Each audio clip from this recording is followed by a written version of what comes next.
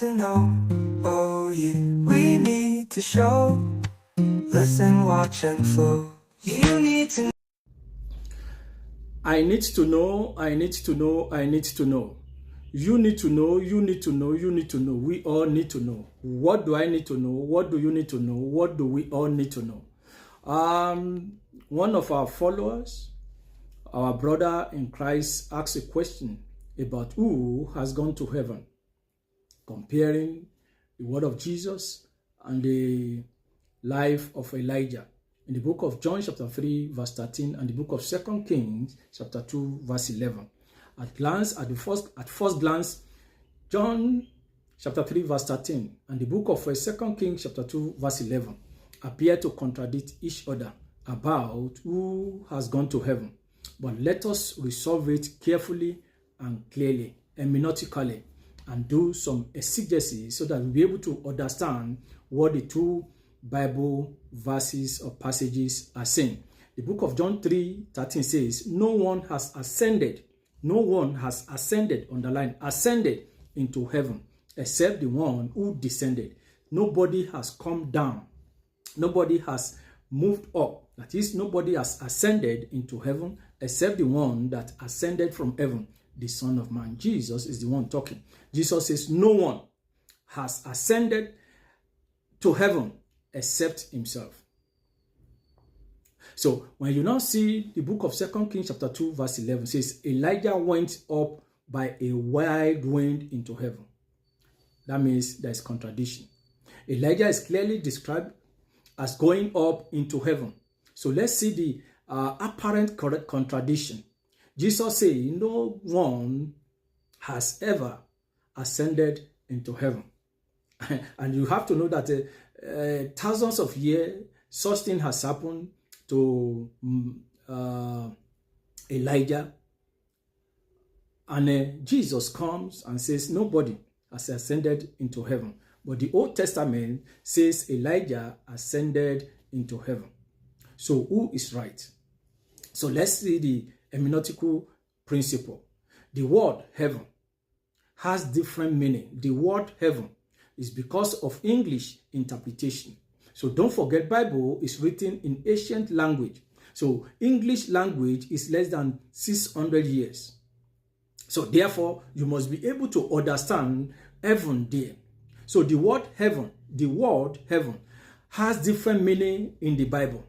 The Bible uses the word heaven, that is shamayim. Shamayim. In Hebrew, he used shamayim in Hebrew and Uranus in Greek.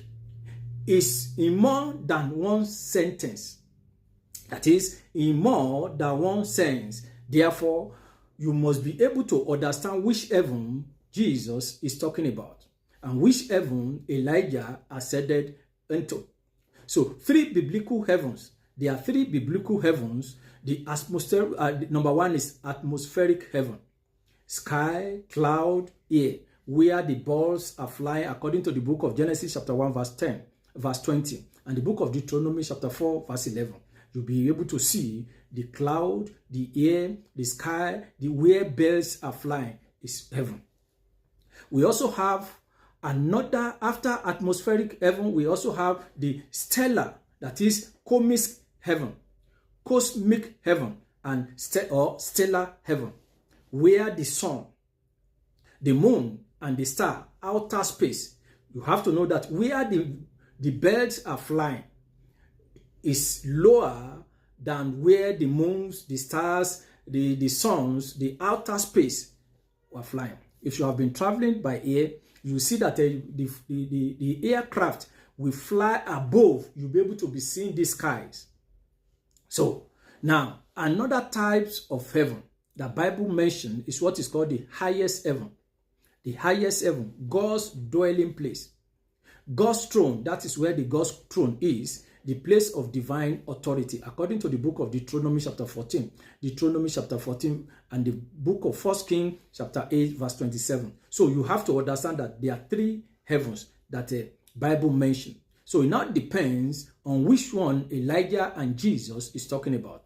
What each verse means. What is the each of these verses? What do they mean? What is their interpretation? 2 Kings chapter 2 verse 11, Elijah went into heaven. This refers to Elijah being taken from earth. Elijah being taken from earth into the sky. Atmospheric realm. Into the sky. Atmospheric realm. By a wide wind. Weather phenomenon. It's under weather phenomenon. That is, the text does not. That book of 2 Kings chapter 2 verse 11 does not explicitly says Elijah enter God's throne.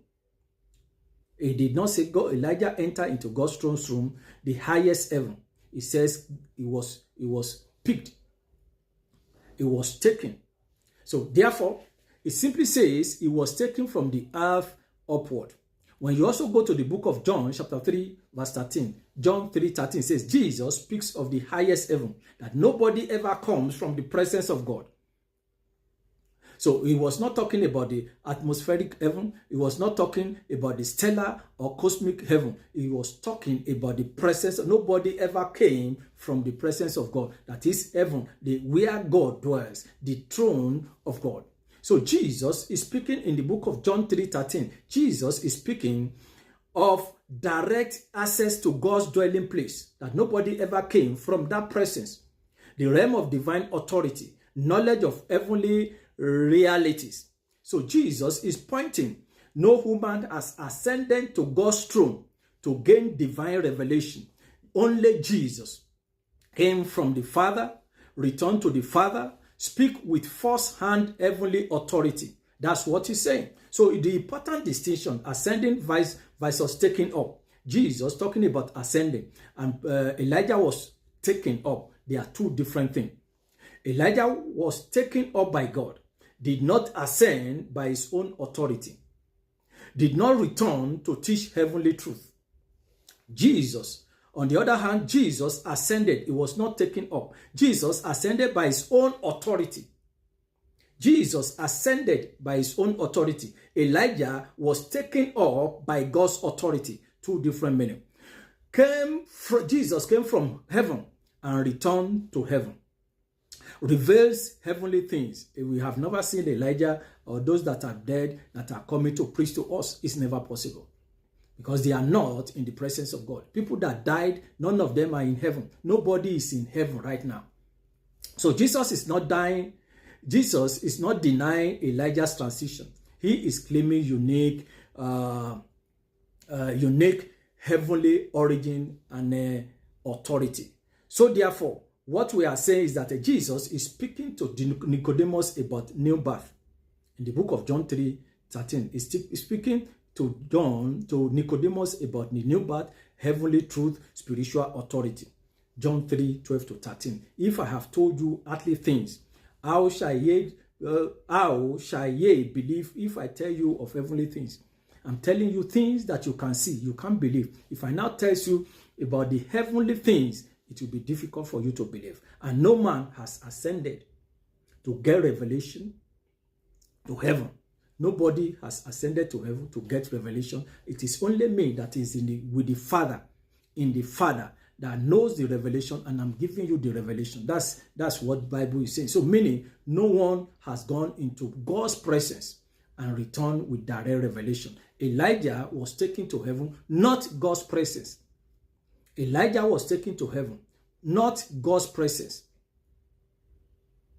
So the word that Jesus said, that nobody has ever goes to heaven, is talking about the heavenly place where the thrones of God is.